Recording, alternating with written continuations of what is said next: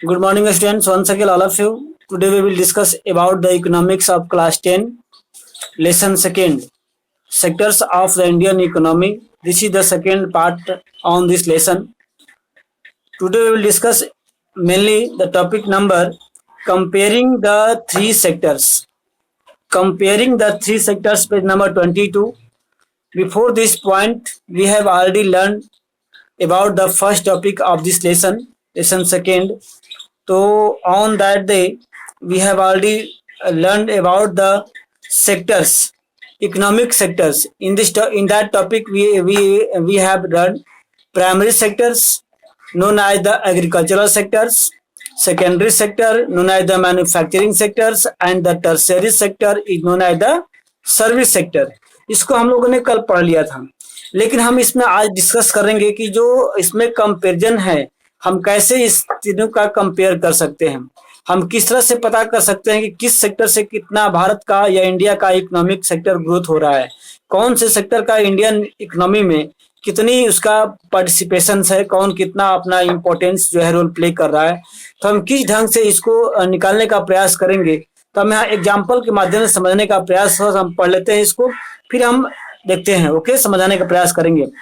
तो चूंकि हम लोग जो भी वैल्यू काउंट करते हैं वो किस सेक्टर से कितना इकोनॉमिक पार्टिसिपेशन हो रहा है, कितना शेयर इकोनॉमिक शेयर कौन से पार्ट का हो रहा है, प्राइमरी सेक्टर का कितना है, सेकेंडरी सेक्टर का कितना है और टर्शियरी सेक्टर का कितना शेयर है हमारे इंडिया इकोनॉमी में.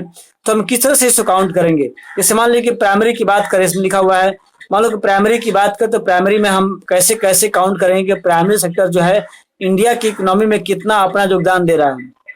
तो अगर प्राइमरी की बात करते हैं, एग्रीकल्चर है, उसमें rice, wheat, cotton, jute, sugar cane, अलग प्रकार की बहुत सारी वैरायटी के हम लोग क्रॉप्स ग्रो करते हैं. तो प्रत्येक क्रॉप्स को काउंट करना और प्रत्येक फार्मर्स के पास जाना, प्रत्येक एरिया में जाना और उसे काउंट करना है किस एरिया में किस प्रोडक्ट्स का कितना शेयर रहा है इंडिया इकोनॉमी में, ये बहुत ही डिफिकल्ट है. या फिर सेकेंडरी से बात करें, कौन सी कंपनी ने किस चीज को कितना प्रोडक्ट किया और उसको क्या मतलब उसका शेयर रहा है इंडिया इकोनॉमी में. या फिर टर्सरी की बात करूं तो ये काउंट करना मतलब डिफिकल्ट नहीं बल्कि नामुमकिन है, मतलब ये हो नहीं पाएगा. तो फिर हम कैसे बता पाएंगे, कैसे हम पता लगा पाएंगे कि किस सेक्टर का इंडिया इकोनॉमी में कितना पार्टिसिपेशन है या कितना शेयर इंडिया इकोनॉमी में है. तो इसको पता लगाने के लिए हम एक बात करेंगे, फाइनल गुड्स. फाइनल गुड्स, हम लोग किसी सेक्टर का फाइनल गुड्स को काउंट करते हैं कि फाइनल गुड्स कितने का हुआ. तो अब आपको जानकारी करना होगा कि फाइनल गुड्स क्या होता है, यानी कि कंज्यूम प्रोडक्ट्स. जैसे सपोज दैट कि मान लीजिए कि हम कॉटन ग्रो करते हैं, तो कॉटन भी एक प्रोडक्ट्स है प्राइमरी सेक्टर का, लेकिन डायरेक्ट हम कॉटन को कंज्यूम नहीं करते हैं. करते हैं क्या? नहीं करते हैं. हम उससे क्या करते हैं, यार्न बनाते हैं, धागा बनाते हैं. तो धागा भी फाइनल प्रोडक्ट नहीं है, धागा को हम लोग वेयर नहीं करते हैं, उससे कपड़े बनता है. फिर कपड़े से उससे जो क्लॉथ बनता है, जो हम पहनते हैं, शर्ट पैंट जो भी है, तो वो फाइनल गुड्स है, यानी जिसका हम डायरेक्ट उपयोग करें. अगर हम अदर एग्जाम्पल लें, मान लो शुगर केन है, तो शुगर केन डायरेक्ट हम कंज्यूम नहीं करते हैं. शुगर केन में क्या होता है, या तो शुगर बनता है या फिर गुड़ बनता है, ये अलग अलग प्रकार की वैरायटी बनता है. तो जो हम चीज कंज्यूम करते हैं, जो डायरेक्ट हम उसका उपयोग करते हैं, खाते हैं या उसका डायरेक्ट यूज करते हैं, तो उसे बोलते हैं कंज्यूम या उसको बोलते हैं फाइनल गुड्स. यानी कि वो गुड्स या वो प्रोडक्ट्स अब जिसको हम डायरेक्ट यूज कर सकते हैं, डायरेक्ट कंज्यूम कर सकते हैं. अब हमें कंज्यूम करने के लिए उसको अदर फॉर्म में चेंज करने की जरूरत नहीं है, उसे बोलते हैं फाइनल गुड्स. जैसे मान लो कि व्हीट है, तो व्हीट जो है गेहूं जो होता है, डायरेक्ट गेहूं नहीं खाते हैं, उसका फ्लोर बनता है, फ्लोर से उसका ब्रेड बनता है, ब्रेड से ब्रेड हम इसका ईट करते हैं. तो जो ब्रेड है वो क्या है, फाइनल गुड्स है. पैडी है, धान है, डायरेक्ट नहीं खाते हैं, उसका राइस होता है, तो राइस क्या है, ये फाइनल गुड्स है. आपका शर्ट पैंट है, वो फाइनल गुड्स है, ना कि कॉटन फाइनल गुड्स है.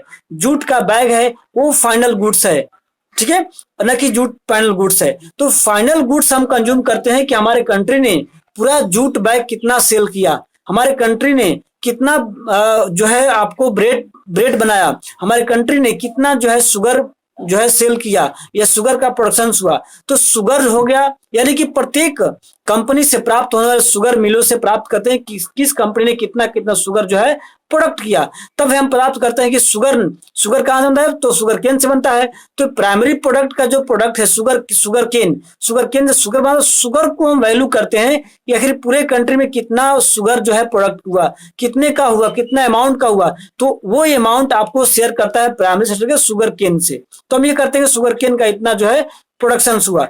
उसी प्रकार हम बेकरी की बात करें, ब्रेड की बात करें, तो ब्रेड्स काउंट करते हैं, उसमें कितना शुगर लगा, उसमें कितना ऑयल लगा, कितना व्हीट लगा, कितना उसमें लेबर चार्ज लगे, इन सारे चीजों को मिला के काउंट करते हैं कि इसमें कितना जो है पूरे ईयर में या फिर 1 ईयर में या फिर 1 मंथ में तो कितना प्रोडक्शन होता है एक कंपनी द्वारा। अगर मान लो कि आपकी कंट्री में 50 फैक्ट्रीज हैं ब्रेड बनाने की, सपोज दैट, तो हम पता करते हैं कि प्रत्येक अलग अलग फैक्ट्री से कितना कितना ब्रेड जो है किस किस अमाउंट का प्रोडक्ट हुआ, उसका पूरा प्रोडक्शन कितना हुआ और हमारे कंट्री में उसका क्या मतलब शेयर रहा। उसी प्रकार अगर हम किसी इंडस्ट्रीज की बात करें, मान लो कि आयरन इंडस्ट्रियल इंडस्ट्रीज है, उसमें किस किस जगह से ओर निकाला गया, आयरन और निकाला गया, कोल निकाला गया और सारे जो मटेरियल्स उसमें यूज होने वाले हैं वो लगे। इसके बाद मान लो कोई वेसल्स बना, कोई बर्तन बना या कोई मटेरियल बनता है, तो हम काउंट करते हैं कितने मटेरियल का या कितने पैसे का जो है उसका टोटल जो प्रोडक्शन है वो हुआ। तो हम प्रोडक्शन को पता करते हैं, न कि अलग अलग स्टेज वाइज। अगर अलग अलग स्टेज वाइज करते हैं, मान लो कि हमें शुगर की कंज्यूम करना है, काउंट करना है, इसका इंडियन इकोनॉमी में कितना शेयर है, तो अगर हम शुगर केन में ऐड करें, शुगर केन मैंने इतने रुपए का परचेज किया, फिर इसका कंट्रीब्यूशन ये रहा, फिर हमने खर्च किया कि शुगर केन को कट करके उसको कंपनी तक या फैक्ट्री तक लाने में इतना आपको ट्रांसपोर्टेशन चार्ज रहा, फिर उसको मैन्युफैक्चरिंग करने में ये सामान लगा। तो हम सबको अगर अलग अलग प्राइस को ऐड करें तो क्या होता है, ये काफी डिफिकल्ट होता है निकाल पाना कि हमें किस सेक्टर से कितना हमें बेनिफिट हुआ है, कितना उसका शेयर होता है। तो हम काउंट करते हैं क्या चीज, फाइनल गुड्स। क्या काउंट करते हैं बेटा, रिप्लाई में, फाइनल गुड्स। और फाइनल गुड्स क्या है, यानी ये फाइनल गुड्स क्या है आपको पता चल गया कि किसी भी कंज्यूम चीज को जब तक कंज्यूम के लायक ना होता है, जब तक उपयोग के लिए लायक नहीं होता है, तब तक हम उसे फाइनल गुड्स नहीं कहते हैं। ओके, फाइनल गुड्स उसको कहते हैं जब हमारे डायरेक्ट कंज्यूम करने जाए, खाने पीने के लायक हो जाए, तो उसको यूज करने के लायक हो जाए, तब हम उसे बोलते हैं फाइनल गुड्स। यानी किसी भी चीज को अगर हमें उसका वैल्यू निकालनी है तो क्या करते हैं, उसका पहले पता करते हैं फाइनल गुड्स क्या है, और उस फाइनल गुड्स जो है पूरे कंट्री में कितना प्रोडक्ट किया गया और उसका अमाउंट क्या हुआ। तो अमाउंट ही शेयर करता है कि इस सेक्टर से फाइनल गुड्स इतना तैयार हुआ, इतने अमाउंट का हुआ, तो उसका जो शेयर है वो आपके नेशनल इनकम में इतना रहा।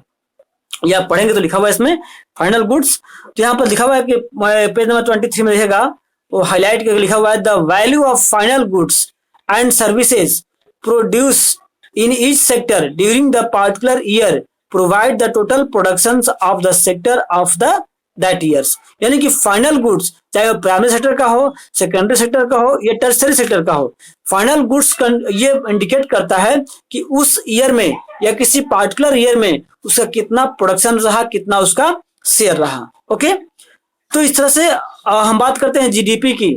जीडीपी का मतलब होता है, थोड़ा देख लेते हैं इसको, and the sum of the productions in these sectors give that called the gross domestic products। आता है full form of GDP, GDP gross domestic product.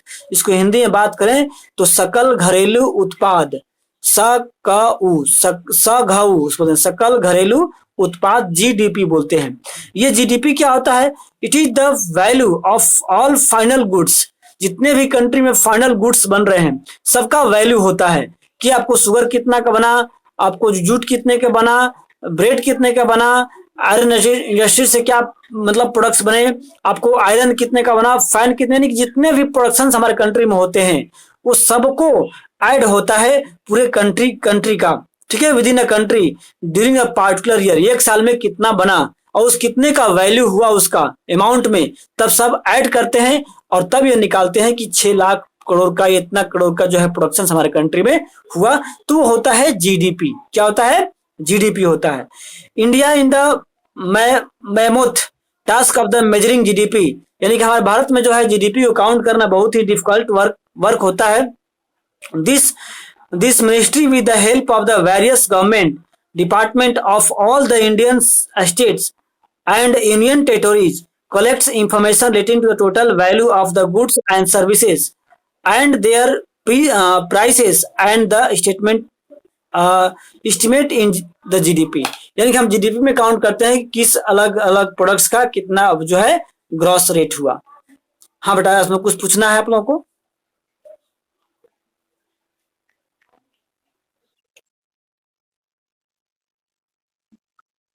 GDP का gross domestic product, gross domestic product, GROSS, domestic DOMESTIC product, सकल घरेलू उत्पाद, यानी कि पूरे country में जितना फाइनल गुड्स तैयार हुआ, जितने अमाउंट का, उस अमाउंट को कैलकुलेट करते हैं और उसी को बोलते हैं क्या? जीडीपी। ओके, समझ आया कि नहीं? ओके, तो अब नेक्स्ट थोड़ा सा पॉइंट थोड़ा सा है, इसमें है हिस्टोरिकल चेंज इन सेक्टर्स। अभी आपने पढ़ा 3 sector, primary, secondary and tertiary. Primary को बोलते हैं एग्रीकल्चरल सेक्टर, सेकेंडरी को बोलते हैं मैन्युफैक्चरिंग सेक्टर और टर्शियरी को बोलते हैं सर्विस सेक्टर। सर्विस इससे बोलते हैं कि इसमें कोई नया प्रोडक्ट तैयार नहीं होता है, ये केवल सर्विस प्रोवाइड करता है, लोगों तक पहुंचाने का काम करता है या सेफ्टी का काम करता है। बट मैन्युफैक्चरिंग या सेकेंडरी में क्या होता है कि प्राइमरी सेक्टर से जो प्रोडक्ट्स तैयार होते हैं उस प्रोडक्ट्स को as a raw material use होता है और नया चीज जो है प्रोडक्ट होता है, इसलिए इसको बोलते हैं मैन्युफैक्चरिंग इंडस्ट्रीज या इंडस्ट्रीज सेक्टर। ओके, जितने भी कल कारखाने पुर्जे पार्ट्स हैं जहां नया नया चीज बनते हैं उसे क्या बोलते हैं?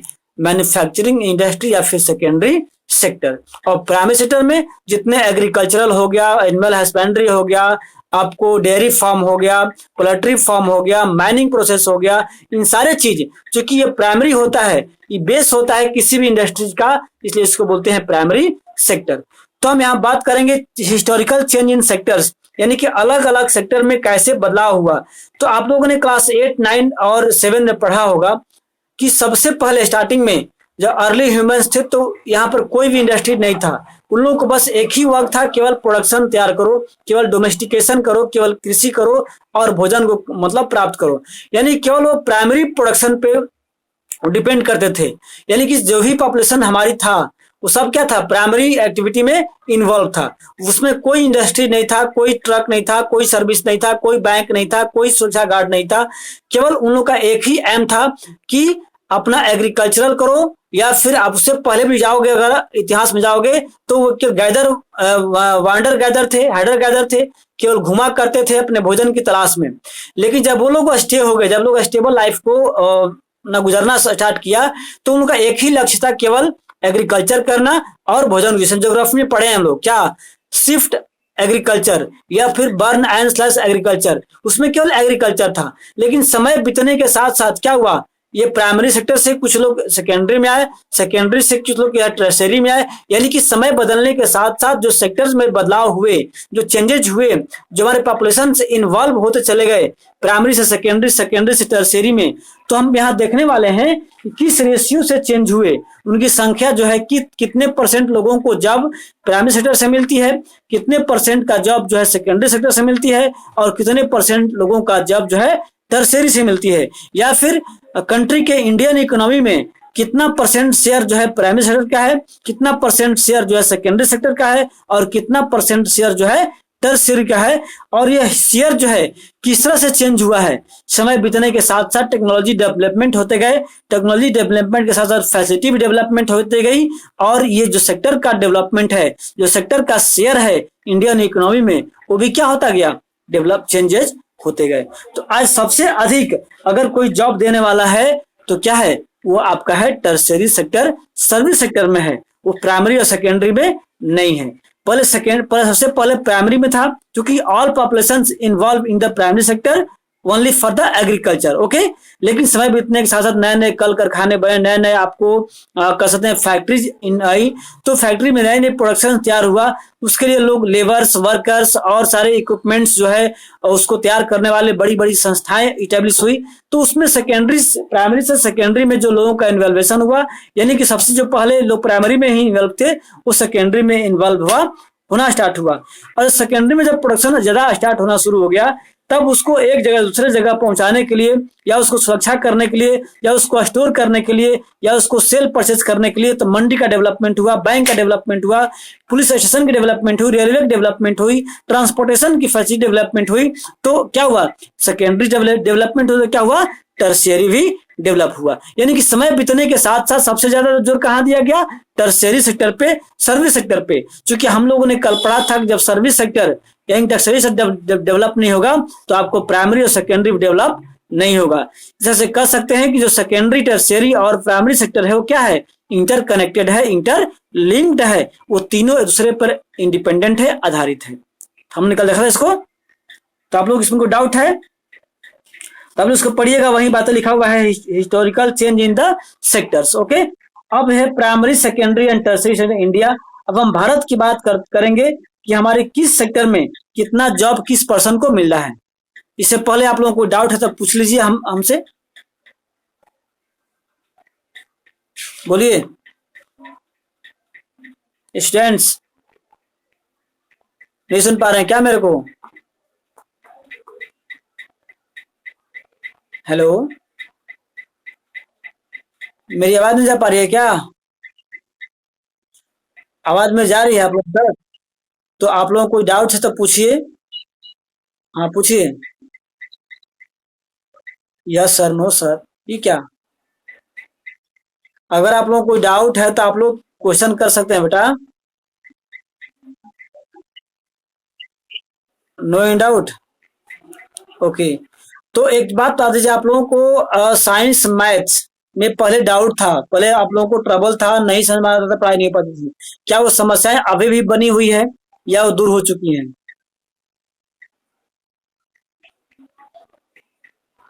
रिप्लाई में फास्ट।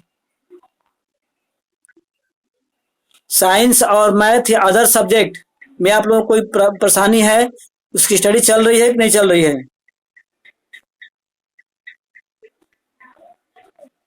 हेलो, पूजा प्रजापति बेटा बोलो, बताओ। आरोही, आदित्य कुमार, आदित्य मौर्य, अनिता सिंह, अविनाश कुमार मौर्य, बताओ बेटा, आप लोगों को कोई डाउट्स है कोई हाँ हाँ बोलिए। साइंस में भी नहीं हो पा रही है। चैट चैट तो चैट तो पढ़ रहा होता है, क्लास होता है बेटा। क्लास क्लास चलता है बेटा, आप लोग उसको देख नहीं पा रहे हो। यूट्यूब चलता है, आप लोग यूट्यूब को ओपन करते हैं,